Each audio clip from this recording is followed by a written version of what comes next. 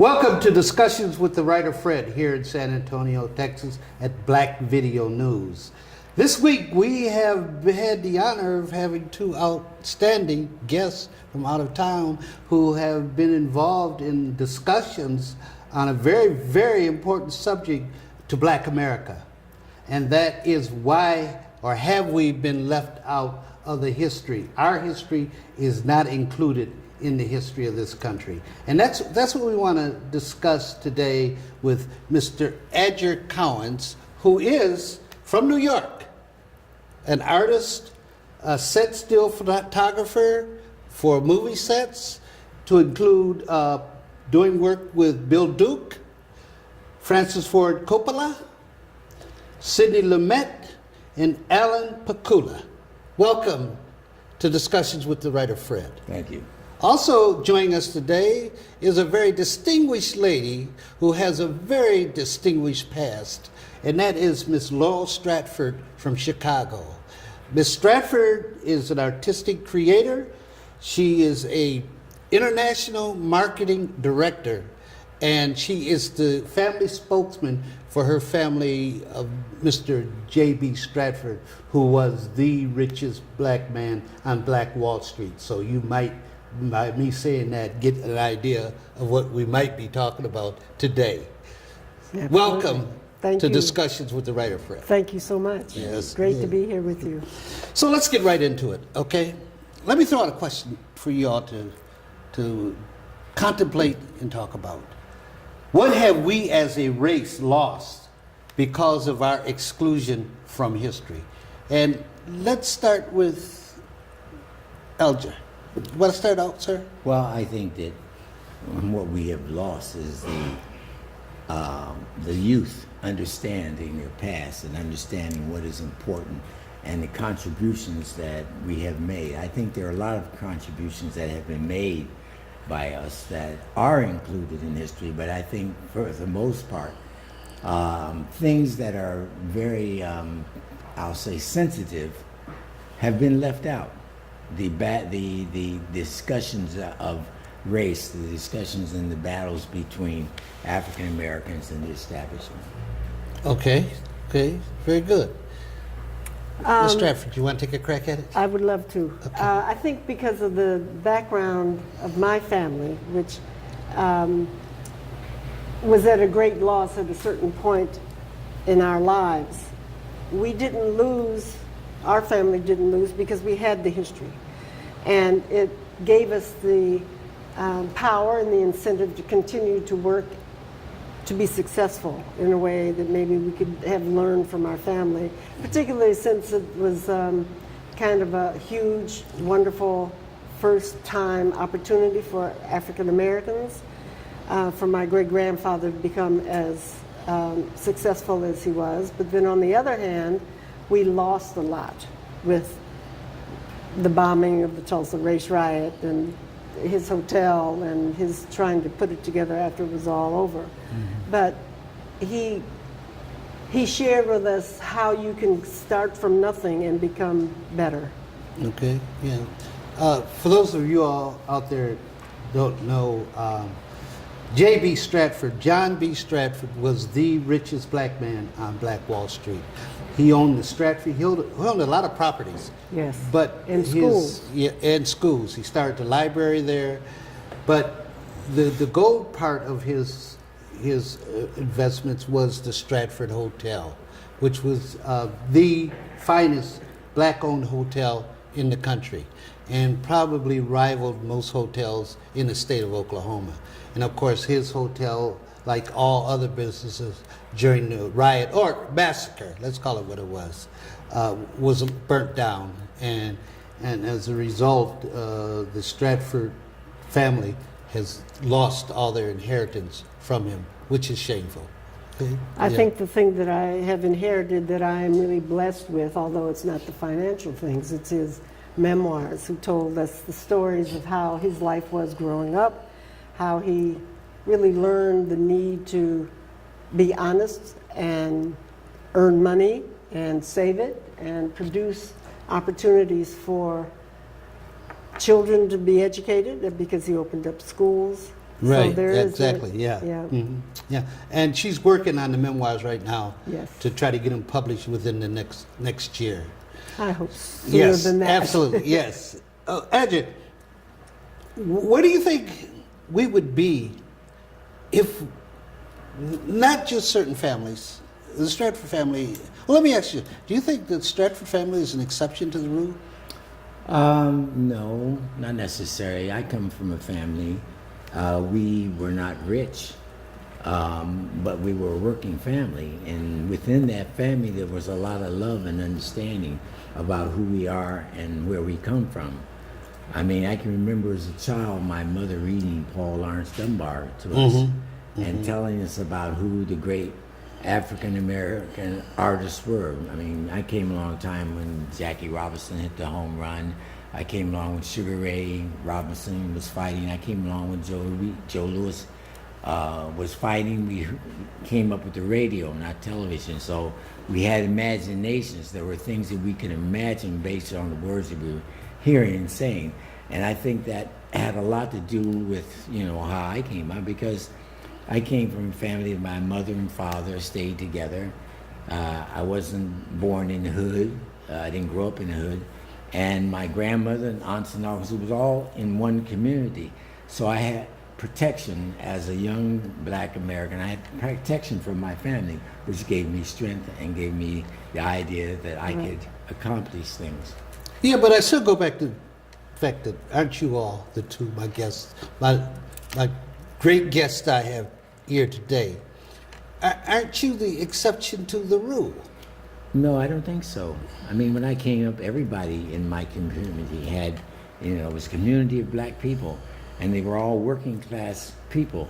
They weren't people that had ways and means. I think that ways and means, okay, maybe that's an exception, but where I came from, it was an exception. These were all working class people, which at that time, at the end of the Second World War, black people were really working hard to be positive and make a contribution to America. Well, then why are we having so many problems? I mean, look at the guns, the gangs, and what's happening I think in our communities. In some cases that kids don't know how to really think forward and build a positive future. They don't care about going to school anymore. I don't think that there's a strict person behind them, that certainly JB was, to make sure that you understand the importance of knowing as much as you can, not just sort of working it through as you experience it, to become educated and to share that education with your children. So what I hear you all saying, correct me if I'm wrong, that, yeah, we were left out of the history, but that doesn't make a difference. To a certain degree, it makes a difference to the rest of the world.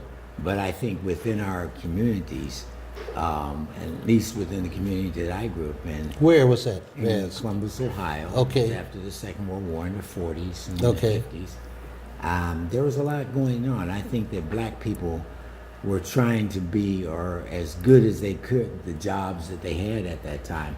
But I think what happened is when the electronic age came in, a lot of those things left the home because people, I can remember when television came in, it was mesmerizing people. People stopped reading, they were looking at the television set. And now that we have these little cell phones, Oh boy. everybody's on it's their favorite little pet. People are getting killed walking across the street looking at the cell phone. Yeah. Yeah. And it's changed the way information comes down. So Right. you don't have to have a necessarily kind of family that I grew up in or the kind of family that Laura grew up, because this is your family. This is your. But is you that have a good everything. thing? I don't I don't necessarily think so. think it's a good thing because it doesn't have the personal touch. As human beings, it's important that we touch. Very important because we exchange energy. Right. When you Right. shake somebody's hand, you exchange energy with that person. And that's a very important thing because we are human and because we need that Okay. touch. Okay. And I like electronics is taking that out, that touch. Okay. Well, that that's interesting because it reminds me of when we were growing up. I mean, there was a lot of affection between us, and my aunt really knew what she wanted me to become without me having any clues, but she encouraged me to learn to read and then learn to stand at a place and read to an audience of what the story is that we were talking about, mostly about the Stratford family's history. And so that gave me a skill that I probably or may not have gotten in school right away. Well, are the two of you not talking outside of that box that represents you? You all, would you say you were fortunate? And I go back to my original question, do you think you were the exception to the rule within the black community? Or were you No. just fortunate? No, I think that my parents instilled in me honesty, Right. belief in self, and discipline. And mine brought You know, those- history to us, And history. too. These things are still important in the black community. I think that we are not exceptions, you know. I think that we actually represent the black community. You think the stable black family represents the black community today? Well, I think where I grew I up, don't. yes. But I think that we have to distinguish between Then and communities. now. Communities are being broken up. You know, there's lots of arrests of black men. When I grew up, every family had was a black man and a black woman, and the children, grandmothers and grandfathers. Nowadays, a lot of the young people, the young men, are in jail, and they've broken down the family structure. So I think that contributes a lot to why we don't understand who we are and why we don't read, et cetera, et cetera. Yeah, I think it's been done on purpose, actually. Okay. That this idea of destruction of the family, when you have a family, it's very hard to penetrate that family and destroy what they learn from each other. I mean, things I learned from the men in my family, my grandfather. Nowadays, families are, you know, you have a lot of, how do you say, one-person families, you know, because the men are not there. They're arrested. Like they're one parent or whatever. something. They have one-parent homes. When I came up, there was not a lot of one-parent homes. There were some, but basically in my community, it wasn't like that. And that was the basic community for everywhere where I went to school, you know, the high school or the grade school, everywhere I went, it was a family kind of thing. Whereas now, you don't have that family structure like you had when I was coming up. No, I thought I heard you kind of disagreeing with him about there is a stable black family that's most prevalent in the black community.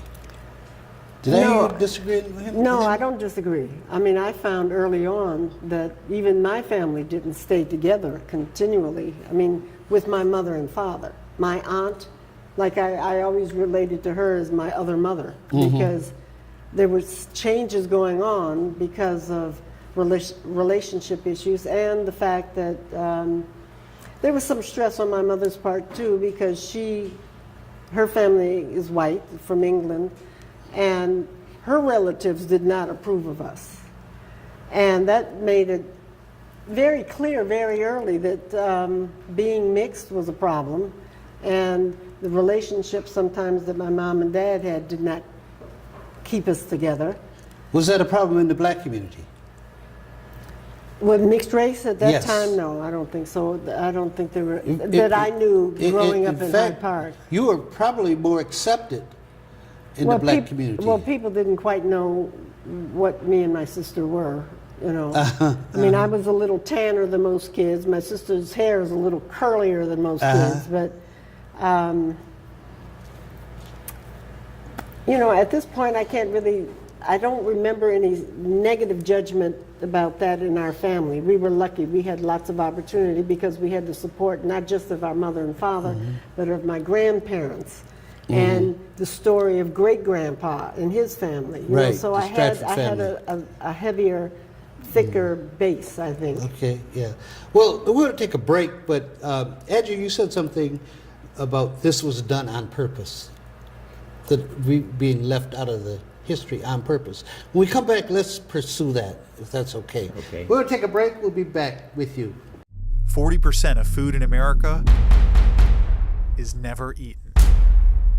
Marie, you have prediabetes. Prediabetes? I don't have time to eat right or exercise. I'm a busy mom. Oh, you're a busy mom. Yeah. This is great news. Busy moms never get prediabetes. Wait, what? Let me just... Yeah, this is all the people at risk for prediabetes, and way over here, busy moms. No?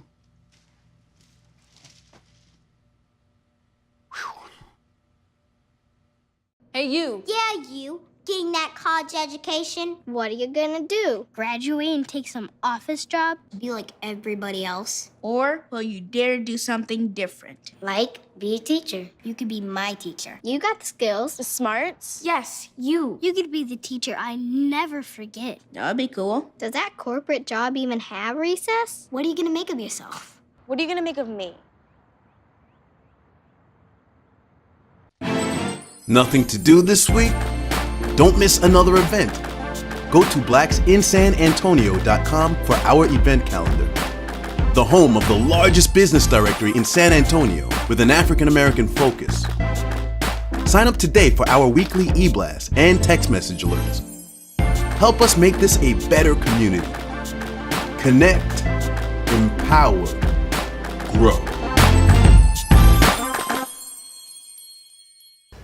Welcome back to discussion with the writer Fred. When we left for the break, Yes.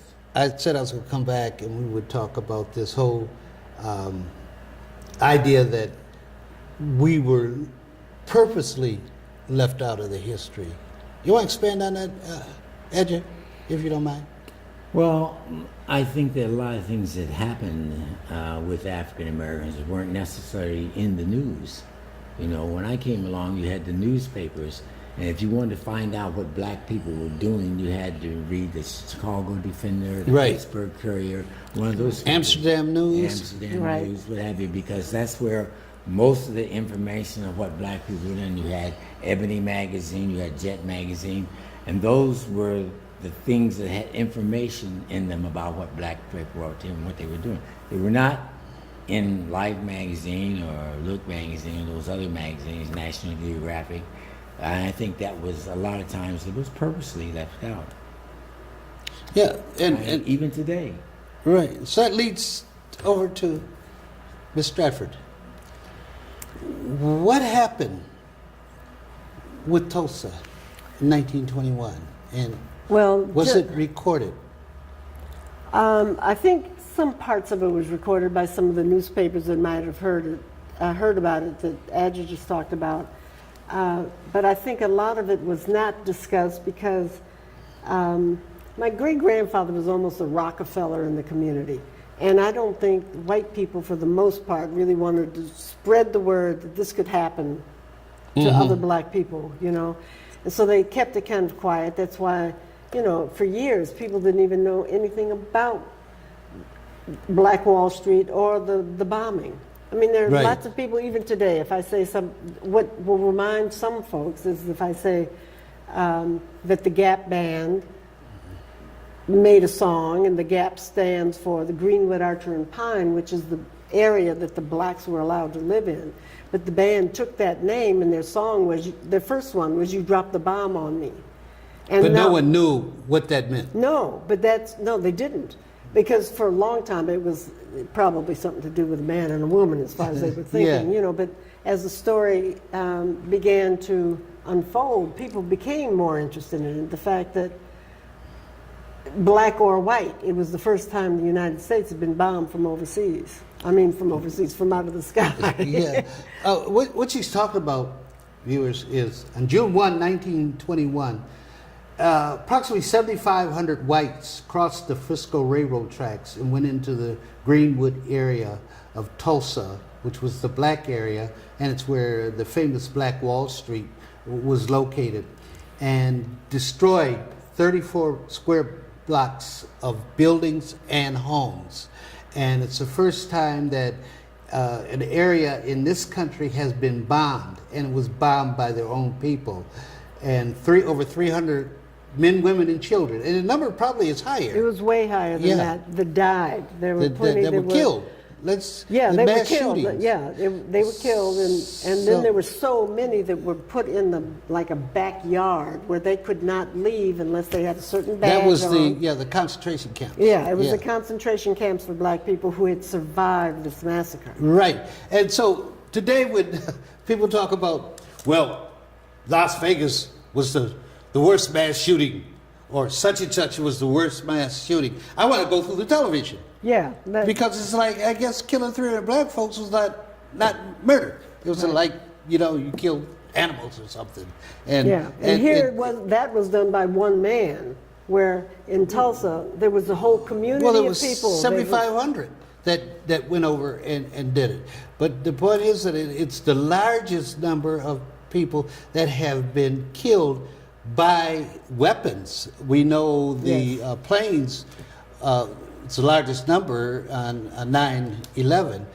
But the reason, and one of the reasons it's that way, is because they took it out of the history books. But with taking it out of the history books, what else did they take out? The success of Black Wall Street. Yeah, that erased it. Took it out, yeah.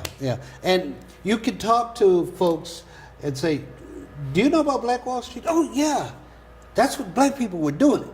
That's when they had their own business and everything. But if you say, do you know who John B. Stratford was? They can't associate O.W. Gurley or O.B. Man. They can't associate the name. And that's one of the reasons why my friends are here this week, is because we've been talking about that issue and what needs to be done about that. And can I turn back to you, Andrew, and let you respond to that? Well, I think that what's important is to bring it back into the visual consciousness of America, to bring this story back so that people can see what actually went down. These were white people who crossed over into the black community. That has to be very clear. And let's make it clear, some of the white people wanted... Go ahead. The whites crossed over into a black community and did this, and what's interesting for me is that these black people were a lot of the service people to these white communities. Absolutely. Yeah. They cook the food, they did the babies, they washed clothes, etc., etc. But within their own community, their own black community, they kept the money within their own community so that it got bigger and bigger, and they were more and more successful. And I think that really was a big part of why the whites, who were, they weren't rich, a lot of these people, right, were really actually jealous because these people were independent of them. They didn't have to depend on them for anything. They had everything for themselves. And I think that became a problem for the whites. It's like they woke up one day, looked over in Greenwood, said, dang, how'd we let that happen? Blacks having hotels and businesses, driving fine cars and everything. Right. And they needed something to trigger what they did. Laura, you're getting ready to say something? Go ahead. One of the things that triggered it was the affection that was being connected by the younger blacks and whites, where the white girls were liking the black men. Oh boy, here we go. And open it up. Go ahead. That was the worst thing, to have the girls who were working over in the community, elevator operators or working in the nail salons or so on, and the boys, the men, liked them and they liked each other, and I'm sure that got to be a big problem in some of the families because at some point some of the girls got caught. Oh yeah. Yeah. Well, how important is it that we bring this story, like you said, visual? How important is it that we bring this story and we do it? And by we, I mean black folk do it. Well, I think that there have been stories written and a couple films made about that area, but I think that we have to tell our own stories our way, With the details. because we have been told our stories by other people, and there are things that are always left out that are important, and the details of what happened in, Black Wall Street are important, the finer details, and those details have to be spoken about, I think, from our point of view, from a black point of view. There was most of our viewers probably some of them will remember when William Styron wrote the Confessions of Nat Turner. You remember that? Right, And he got a Pulitzer Prize for it, and it was such a distortion of Nat Turner, but it was the way they wanted him to be interpreted. Right. And I was so pleased when Nate Parker brought out his version of Nat Turner, which was much different than. Right. And I don't know how much credit or how much exposure. I guess he got pretty good exposure, but probably as a movie, not as much as William Styron got with the book. Right. So it seems that this is one of the pivotal events of the 20th century in our history. Yes, it and is. I think it's just so important that we control it, folks. We control it. That we can't afford to lose control of it. And everyone out there should be pulling for whoever does it. We don't know who's going to do it, but whoever does it, we all should be behind them, saying, this is who we want to do this movie about our history. And do you think we're sophisticated enough that we'll do that? Yes. Yes. And choose ourselves to do it? Yes. Yeah. Yes, I think so. So you think we can get the buzz out there? Oh, yeah. In Black America? Yes. Yes. But we have to work at it, don't we? Yes. Yes. Yeah. So I would like to make a quick Sure, statement about absolutely. you, is that I have been interested in learning about this episode all of my life. But to have met you by accident Yes. on Facebook and say, oh, I know about Tulsa too, and then we connect, and after all the things that I have read and all the projects I had tried to work on, nobody knew anything about my great-grandfather, J.B. Stratford, but you. And on page 2 in your book, I was like, wow, I've got to get to know this guy. Yeah. And it's been great. Yeah. And the idea is, and Edgar, we've talked about this over the week. We need heroes, don't we? Heroes, yeah. yes, most definitely. We Yes. need heroes. We need. Modern day heroes Wow. and sheroes, yes, Yeah. definitely. And it starts with Black Panther. I was going to say, yeah. It starts with Black Panther. Even though Black Panther is not. How would you describe Black Panther? Well, for me, Black Panther was a wake-up call movie Yeah. for black people to understand that, you can define your own destiny. You don't need somebody else to okay you.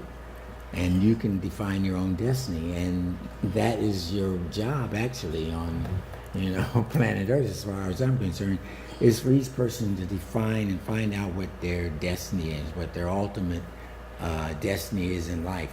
And I think if you listen quietly to that little voice inside That of you? you, you will find out what it is that you're supposed to be doing. Right. You have to cut out a lot of the chatter. You have to get off of Facebook and out of the cell phone. You have to sit quietly, Meditate. and meditate, or not meditate, just sit quietly and listen to your mind and find out what it is and what your purpose is. It's all around you. It's very clear, but you have to be very quiet. I mean, especially in this day and age, everything is being projected at you, with the internet, with the cell phones, with everything. You're being projected images all day long to keep you away from coming to the quietude within yourself and finding out what it is. Well, yeah. The Chinese came over here in 1935, and I can't remember, it's a historian they were talking to. They were shocked. They said to him, you allow another race to educate your kids? You got to be crazy. And by allowing another race to educate our kids, they set the destiny. Yes. And that's something that we have to, as blacks, break away from for our younger kids. I don't want to Yes. give up on any generation, but we need to look at the very young and see how we're going to do this. Educate them so, as you say, they can find their own destiny. That's right. Yes. That's Well, right. yeah. It's important for them to know. Yeah. So why don't we take a minute and give us your final thoughts on this whole subject? Ms. Well, Stanford. the whole subject of even being here with you has been something I guess I've been looking for all along. I think it's a story that needs to be told. I'm very proud of the success we had and a little heartbroken because of the losses. But we still survived and did well. We're all healthy and educated. And I am Absolutely. so glad because making a film is not as easy as one might think with these nice new cameras. But I really appreciate your expertise and attention to this. Okay. That makes a big difference for me. Andrew. Well, I think with all the great accomplishments that black people have made to this country, I feel that some of the greatest challenges are still in front of us. In front of Oh, us? yes. Yes. But we And can prepare for them. we now. can prepare for them. And it's our job, isn't it? Yes. Yes. Yes, is it our is. job. It's our job. So I want to thank you for tuning in to Discussion with the Writer Fred. And I think we really had a very interesting, provocative discussion that needs to continue. And we have to make sure we do what Andrew said much earlier, is telling our story our way. Right.